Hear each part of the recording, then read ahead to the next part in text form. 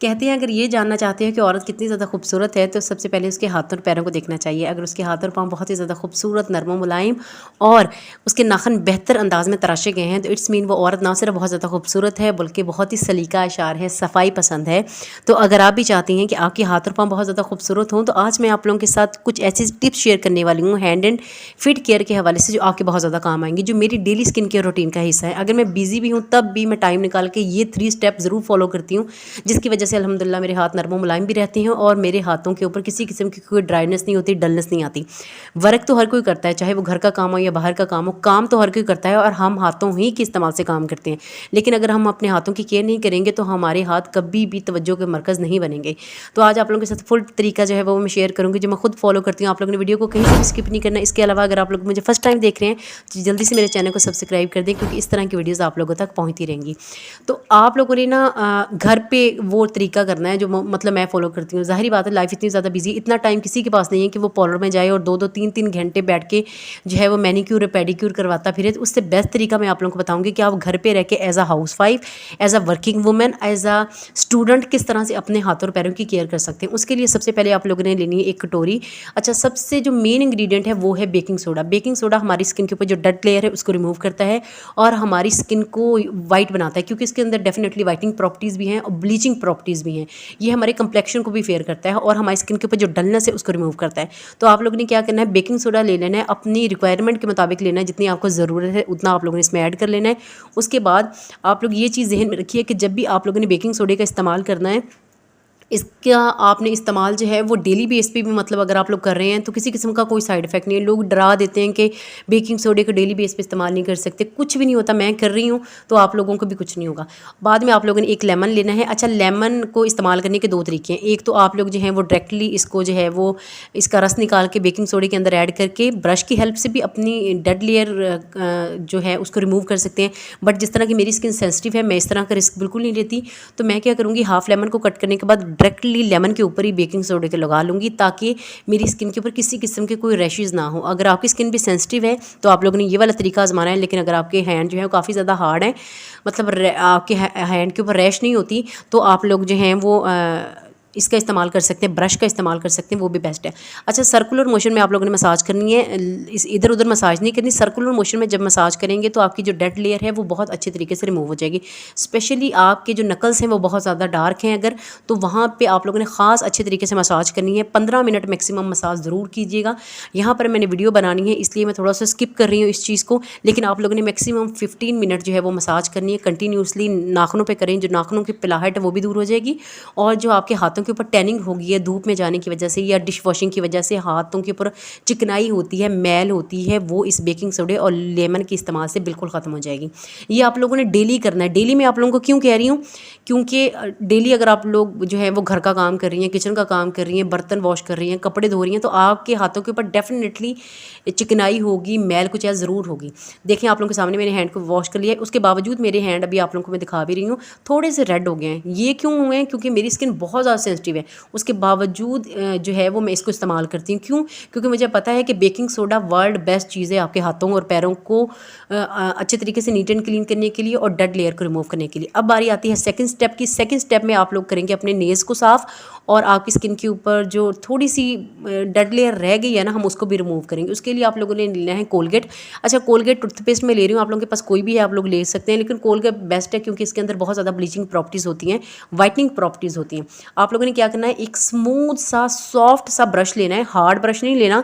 ये देख लें मेरे पास वो ब्रश है जो काफ़ी ज़्यादा सॉफ्ट है, जो बिल्कुल भी मेरी स्किन को रैश नहीं करेगा। तो आप लोगों ने क्या करना है, उसके ऊपर ही टूथपेस्ट लगा के अपने नेज़ के ऊपर ब्रश करना है। जिस तरह नॉर्मली हम लोग टीथ को ब्रश करते हैं ना अपनी, हमने नेज़ को ब्रश करना है। इससे क्या होगा कि आप लोगों ने बहुत सारे लोगों को देखा होगा कि उनके नेज़ काफ़ी ज़्यादा येलो होते हैं।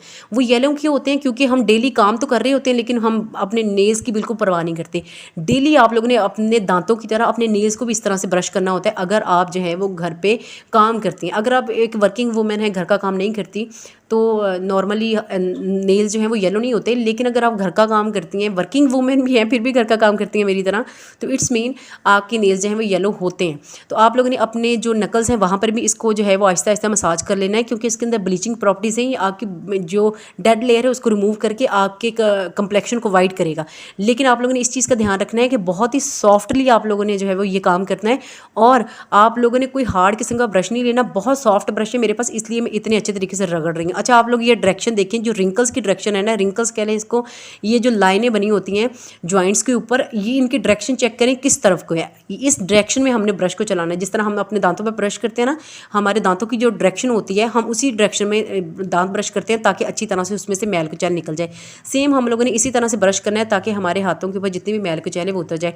نیلز کو میں نے کر لیا ہے واش، آپ لوگوں کے سامنے ہے رزلٹ، آپ لوگ دیکھ سکتے ہیں. نیلز بالکل اچھے طریقے سے نیٹ اینڈ کلین ہو گیا. اگر آپ یہ ڈیلی بیس پہ کریں گے تو آپ کے نیل جتنے مرضی یلو ہیں اس کے باوجود آپ کے نیلز جو ہیں وہ بالکل وائٹ ہو جائیں گے. آپ کو بالکل ایسا فیل ہوگا جیسے آپ کوئی بہت ایکسپینسو ٹریٹمنٹ کروا کے آئی ہیں پارلر سے، کوئی بہت ہی ایکسپینسو مینیکیور اینڈ پیڈیکیور کروا کے آئی ہیں.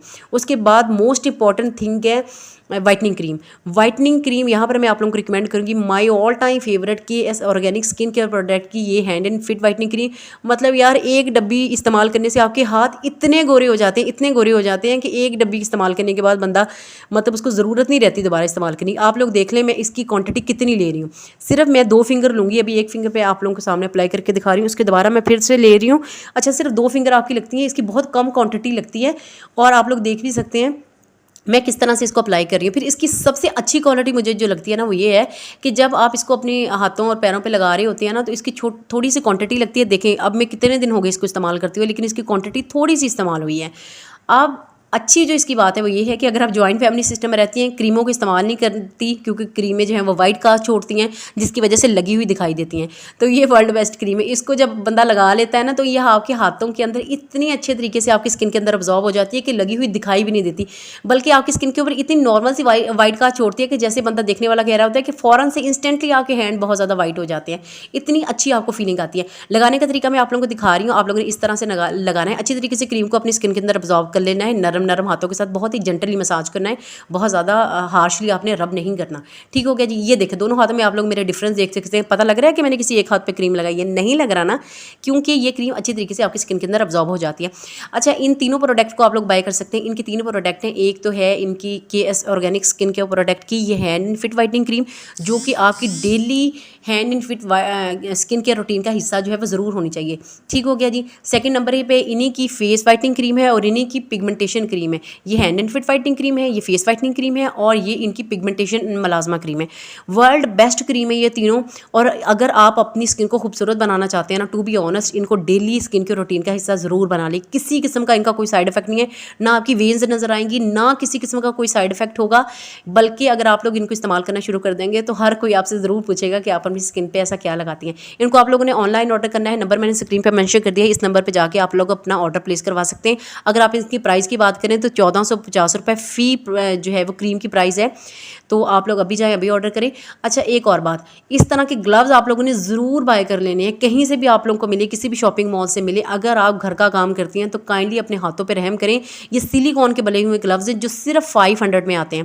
بہت ہی کم پرائز ہے اس کی، اور یہ لانگ مطلب ٹائم کے لیے آپ کے ساتھ رہتے ہیں، چلتے ہیں، خراب نہیں ہوتے. ڈش واشنگ کرتے ہوئے، برتنوں کو دھوتے ہوئے، کپڑوں کو دھوتے ہوئے ان کو ضرور اپنے ہاتھوں پہ چڑھا لیا کریں تاکہ آپ کے ہاتھ خراب نہ ہوں. اپنی اسکن سے پیار کریں، کام کریں گھر کے، بے شک سارے کام کریں، بٹ اس کے ساتھ ساتھ اپنی اسکن کا بہت زیادہ خیال رکھیں.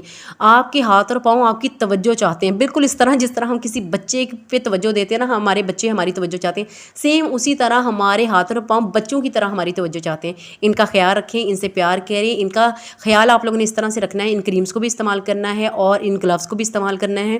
تو آئی ہوپ میری آج کی ویڈیو آپ سب لوگوں کے لیے بہت زیادہ ہیلپ فل ہوگی. میں نے اچھی طریقے سے آپ لوگوں کو گائڈ کر دیا ہے. پھر بھی کوئی کویسچن ہو آپ لوگ کمنٹ باکس میں مجھ سے پوچھ سکتے ہیں. انشاءاللہ آپ لوگوں سے ملاقات ہوگی نیکسٹ ویڈیو میں. میرے چینل کو سبسکرائب کرنا نہ بھولا کریں کیونکہ اس طرح کی ویڈیوز آپ لوگوں تک ضرور پہنچتی رہیں گی. اپنا اور اپنے پیاروں کا رکھیے گا بہت زیادہ خیال. یہاں پر کرتے ہیں ویڈیو کا اختتام. انشاءاللہ ملاقات ہوگی نیکسٹ ویڈیو میں. اللہ حافظ.